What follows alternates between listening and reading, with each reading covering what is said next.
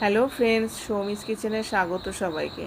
আজকে দেখো ভীষণই একটা টেস্টি খাবার, গুজরাটের রেসিপি খানবি। এটা একবার খেলে বারবার খেতে ইচ্ছা করবে। ওখানকার ফেমাস একটা রেসিপি, আমি অনেক কবার বানিয়েছি, তা ভাবলাম তোমাদের সাথে শেয়ার করি। রেসিপিটা ভালো লাগলে লাইক কমেন্ট করো আর চ্যানেলটা শেয়ার করো। তাহলে চলো আর দেরি না করে শুরু করা যাক রেসিপিটা।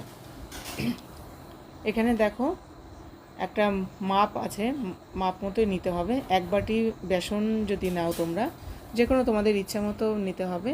আর এক বাটি যদি বেসন নাও তাহলে এক বাটি টক দই নিতে হবে। আর তার সাথে সেই বাটির অনুযায়ী 2 বাটি জল নিতে হবে। আর তার সাথে সামান্য একটু আদাটা হলো পুরো মিহি পেস্ট করতে হবে, আর কাঁচা লঙ্কাটাও মিহি পেস্ট করতে হবে। তোমাদের স্বাদ মতো দেবে, তবে এটা হালকা, একদম হালকা লাইট ঝাল লাগবে। আর পরিমাণ মতো লবণ দিয়ে দেবে, দিয়ে মিক্সারে ভালো করে এটা পেস্ট করে নিলাম। তারপরে এটা আমি কড়াইতে বসিয়ে দিলাম। একদম মিডিয়াম ফ্লেমে এটা করতে হবে। দেখো অনবরত জাল দিতে হবে, নাহলে তোমরা তো জানোই বেসনটা এটা পুরো হয়ে যাবে। দেখো ওই যে এরকম হবে, বেশিক্ষণ সময় লাগে না, এটা 5 থেকে 7 মিনিট সময় লাগবে। দেখো যে এরকম হবে, এরকম হয়ে গেলে বুঝে যাবে যে হয়ে গেছে জিনিসটা। তারপরে দেখো একটা স্টিলের থালার উপরে উল্টো পিঠে এটাকে কিছুটা অল্প অল্প করে দিয়ে এটা একদম পাতলা করে, যতটা পাতলা করতে পারো পাতলা করে পুরো সমানভাবে এক সমানে এইভাবে একটা খুন্তির সাহায্যে, আমি খুন্তি দিয়েই করলাম, তোমরা করো তোমাদের যা থাকবে ঘরে জিনিস সেই অনুযায়ী। দেখো এখানে আমি এতগুলো প্লেটে করে নিয়েছি। এবার দেখো তড়কা লাগানোর জন্য এখানে আমি রিফাইন তেল দিয়ে দিলাম 2 টেবিল চামচ। আর এখানে সর্ষে দিয়ে দিয়েছি ফোড়নের জন্য, আর কাঁচা লঙ্কা দিলাম, আর কারি পাতা দিলাম কিছুটা দিয়ে। তারপরে এখানে নারকেল কোড়া লাগবে, এখানে নারকেল কুড়িয়ে আমি কিছুটা দিয়ে দিলাম। এবার উল্টে পাল্টে একটু নাড়াচাড়া করে, বেশিক্ষণ না, জাস্ট একটু হালকা একটু, এরকম হয়ে গেছে। এবার আমি এর উপর দিয়ে ছড়িয়ে দিলাম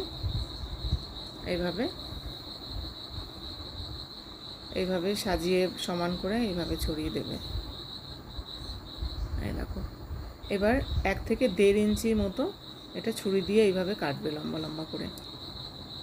বেশি বড় হলে আবার এটা একটা মাপ আছে, 1 থেকে 1.5 ইঞ্চি মাপটা হয়। দেখো এইভাবে কেটে এটা কিছুটা ঠান্ডা করে নেবে হালকা একটু, তারপরে দেখো এরকম সুন্দর রোল হয়ে যাবে। এইভাবে কেটে কেটে 1 থেকে 1.5 ইঞ্চি টাইপ করে এইভাবে কাটবে। দেখো কি সুন্দর হয়েছে। এটা আমি ভেতরে একটা নারকেলের পুরটা দিলাম, আর কিছুটা আমি প্লেন বানাবো, যেহেতু ওর ছেলে মেয়ে পছন্দ করে না নারকেলটা দিলে পরে, এই জন্য কটা প্লেন কিছু বানাবো আর কিছু নারকেল দিয়ে বানালাম এটা ভেতরের। এই দেখো ঠিক এইভাবে কেটে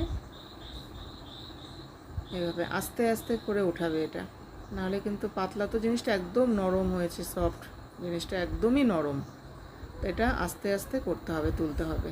এই দেখো সার্ভ করছি।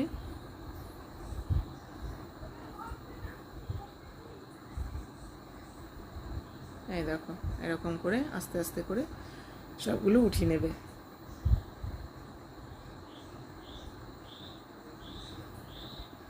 এই দেখো এটা আমি প্লেন বানিয়েছি, ছেলে মেয়ে প্লেনটা খাবে, এই জন্য এটা আমি প্লেন বানিয়েছি। ভেতরে নারকেল দেখো কি সুন্দর একটা ডিজাইন হয়ে গেছে, এরকম হবে। এই দেখো কি সুন্দর রোলটা হয়ে গেছে, দারুণ সুন্দর। একটু ঠান্ডা করে এটা তারপরে উঠাতে হবে।